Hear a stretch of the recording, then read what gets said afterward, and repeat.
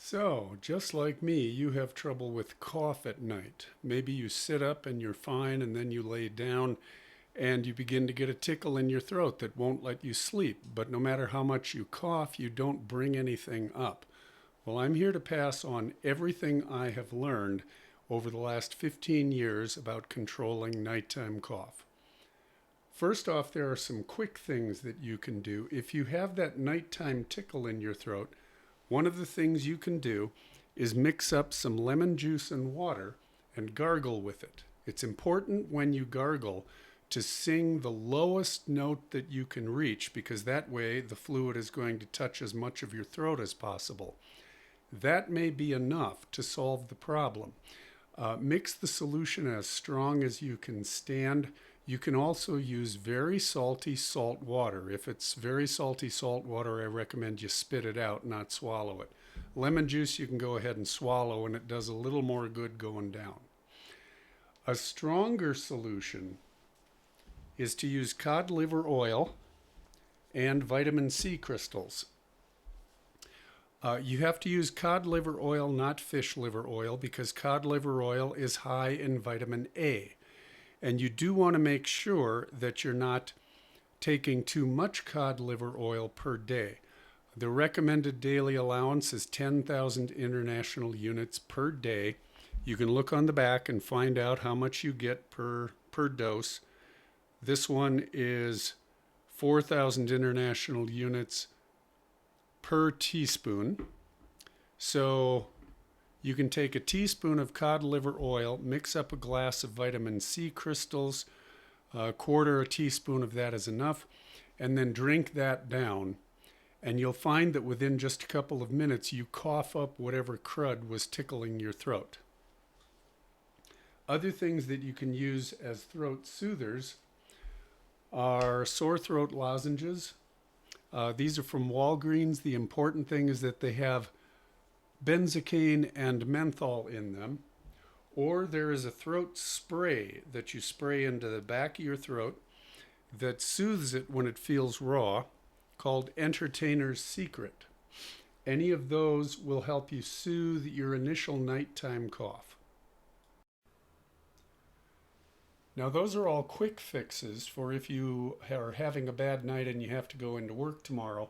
But in the end, to solve a nighttime cough, you need to control the sleeping environment. So for the floors, if you have carpeting, you need to vacuum every single day. I use a Shark vacuum. A Dyson is just as good. I tend to stay away from vacuums that have bags because of the variability in the pressure with which they vacuum. And if possible, you want to get a vacuum cleaner that's marked as HEPA, HEPA, because that will trap more dust. All vacuum cleaners have an exhaust port, and you don't want that spraying dust all over your bedding and your furniture. If you have a wood floor, then you have an advantage. I dust my floor every day using this mop. It's from Norwex, Norwex. Their mop system is a terrific mop system. As you can see, it has a neck on it, which you buy separately so that you can get under furniture easily. You just step on it and pull it out and then bend it to whatever shape you need. That's the head. The yellow head is a dusting head. It's microfiber and it picks up a ton of dust.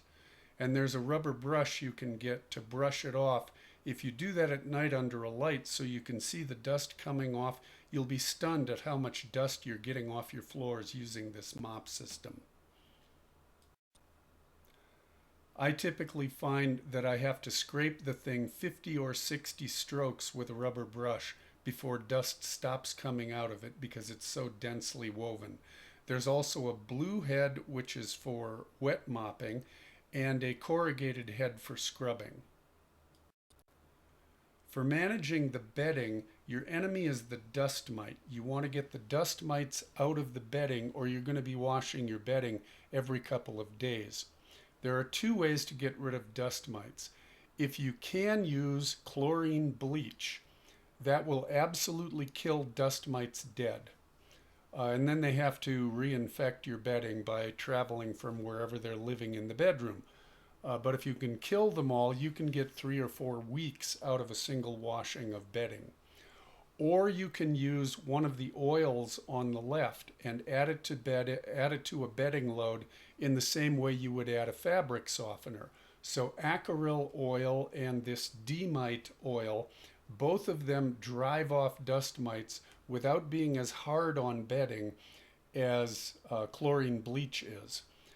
Just so you'll know, the non-chlorine bleaches, the ones that rely on hydrogen peroxide and things like that, I have found don't work that well on dust mites. But either the oils on the left, you just put a capful in the load, or chlorine bleach will kill dust mites. The next major problem you have to deal with is your pillows. Pillows have your head on them all night long where you're breathing out warm, moist air.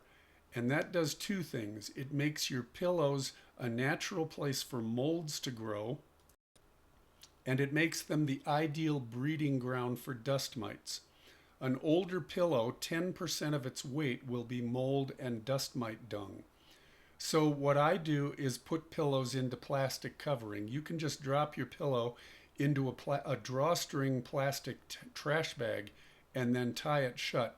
Or I buy a pillow and then I just keep it in the plastic that it comes in.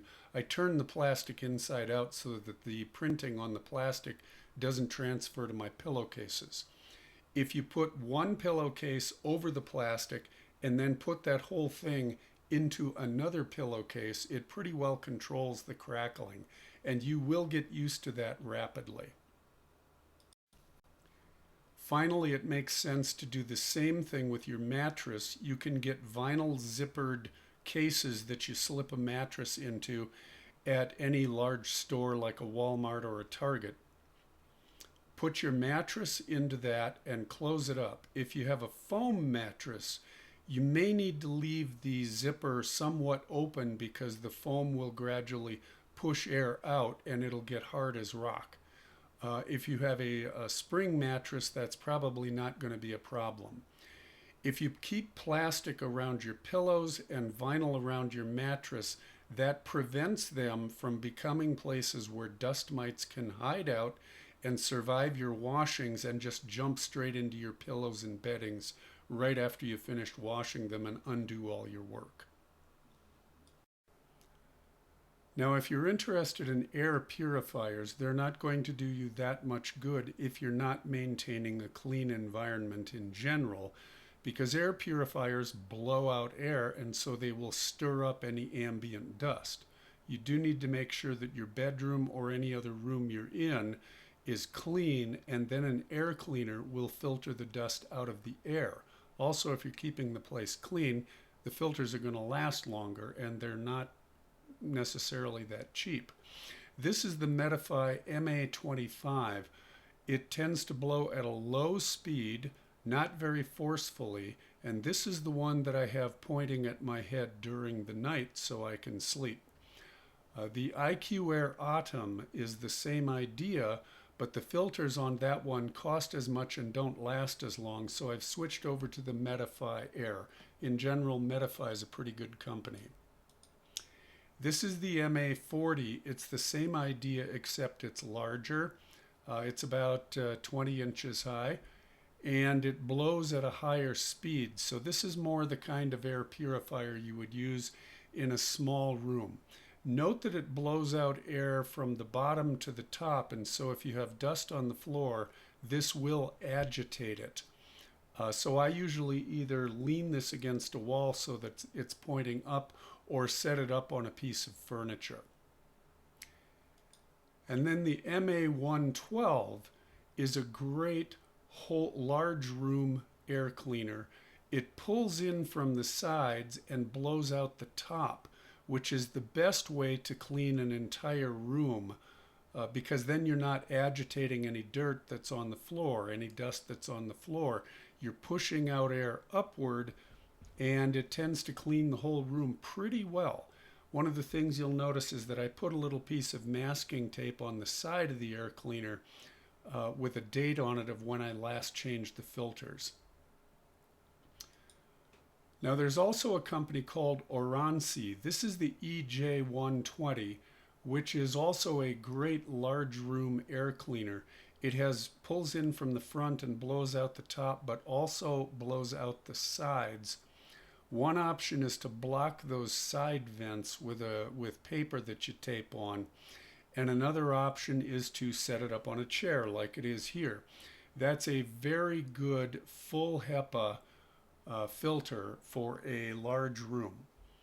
And then I recently bought the Oransi Mod, which pulls in through the sides and blows out the top. I really like this one. It's another great whole room air cleaner, and it's tested to be full HEPA, which is MERV 17 H13 standard. I'll talk about that later. Finally, this is the IQ Air Health Pro Plus. This is still the best on the market at getting the very smallest, most irritating dust out of the air.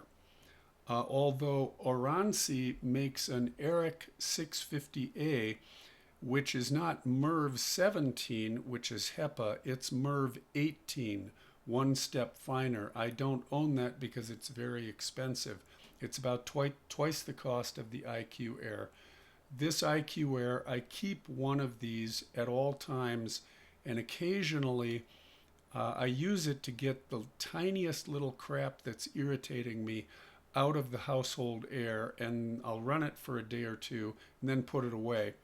It also has a gas filter that uses potassium permanganate, which during a long winter, gases tend to build up in the house, and so again, I'll run it for a day or two to clear that stuff out. The filters are the most expensive on an annual basis, but I've found I just can't quite do without this unit. As far as filtration standards go, there's the HEPA standard, which is an H letter followed by a number. H13 is the number that says that it's full HEPA. There's also a MERV standard, and MERV 17 is equivalent to H13. So MERV 17 is full HEPA, where you remove 99.97% of particles at 0.3 microns. That's the official standard. One of the things you'll note as you look at Medify, Oransi, and IQ Air is that of the three, Oransi is the one that reports the details of exactly how much of what size of particle each of its different units removes. You can also get better furnace filters for your whole house. Generally speaking, MERV 14 is about the best you can get on a 1-inch thick filter that slips into your furnace. If you're running it constantly to use the furnace as an air cleaner, you may find you don't get that much life out of those. I'll mention that the 3M Filtrette series uses their own proprietary rating for how well they capture. I've used those, and if you notice the Filtrette 2800, I switched from 2100 or whatever it was to the 2800, and there was a definite difference in how well it cleaned and also in how long the filter lasted before I needed to replace it. So if you're curious about the 3M 2800, it is worth the money. Finally, sometimes you're the problem. If you've done all these things and you're still coughing at night, then you almost certainly have one of two problems. Either you're getting gastric reflux, or you have some kind of a sinus infection or sinusitis going on. If you have acid reflux, you may not know it, because if you have it long enough, you stop feeling heartburn. The way to test this out is to get something like omeprazole or one of the other over-the-counter versions of antacids, or you can just take Pepto-Bismol or Tums or whatever at bedtime and see if that calms down your cough. If you have acid reflux as a cause of cough, you need to treat the underlying problem. And I recommend you talk to a physician or follow the package instructions exactly. You can also ask a pharmacist. If you overtreat acid reflux, you can just end up building more problems with acid in the long run. For sinuses, the very best thing that you can do is nasal irrigation. What that means is you get a neti pot like that and some salt packets, and you start doing irrigation a couple of times a day. To do that, you put distilled water. Do not use tap water, but you can boil water and then cover it and let it cool down and pour it into a jar for storage. If you leave it uncovered while it's cooling off, it'll cool quicker, but crap will settle into it from the air. And you really need to have clean water. People have died from using tap water because they get an amoeba into their sinuses that goes nuts. So what you do is you put this, plug it into one of your nostrils, and then rotate your head so that you're pouring through to the other nostril, which runs out into a sink. That would be good, not onto the floor, into a sink. It's not pretty to watch, but it's the best single thing you can do for your sinuses. To get the upper sinuses, that's more of a trick. You can get one of these squeeze bottles, but I've found whenever I use one of those, I get a sinus infection. I think I'm blowing stuff up into the upper sinuses that isn't good for me. The other option is to sit with your back against the wall of a bathtub with this pot, get it ready, put it into a nostril, and then arch so that you're literally bending over backwards on the wall of the tub. And that way the water can flow into your upper sinuses. Just hang there for a little bit. And I usually shake my head to make sure it gets in everywhere. And then you can plug your nose and sit back up and move to your sink and blow it out. Another thing that you can put into the solution is alkali nasal wash. This is the bomb. It was recommended to me by an ENT specialist. Putting a little bit of that into your sinus wash does wonders for you. There are also some essential oils you can use. I was a real skeptic about this because if someone comes into my room wearing perfume, I begin to swell up. But I did try some essential oils and they really do wonders. Tea tree oil is one. You could put 5 or 6 drops into your neti pot and then pour it into your nose if you really enjoy screaming and tearing up. Otherwise, start with 1 drop and see how you do with that and let yourself get used to it. Eucalyptus oil is also very good if you have chronic sinus problems, and lavender. Those are the 3 that are good. Another thing that you can do with these is you can put a drop or 2 or 3 into the palm of your hand and then rub your hands together and make a shape like that and plug your nose into the opening and then inhale several times so that you're inhaling the fumes of the oil.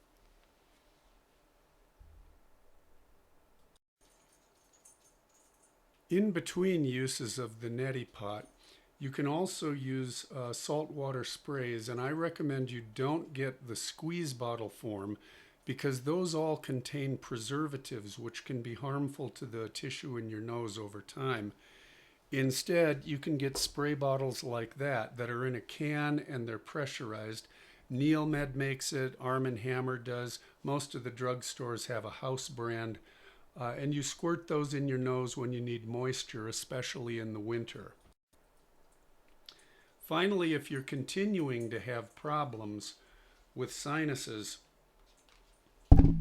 then you can get one of these things where you put a little bit of distilled water into it and it boils it, and you can plug your face into the opening here and breathe steam into your nostrils. You don't need to get the super duper gizmo here. You can also boil water in a pan and then put a towel over your head or put a paper bag over it and cut a hole in the side. But the thing is to breathe steam through your sinuses for several minutes. That will help open them up and get rid of the sinus infection.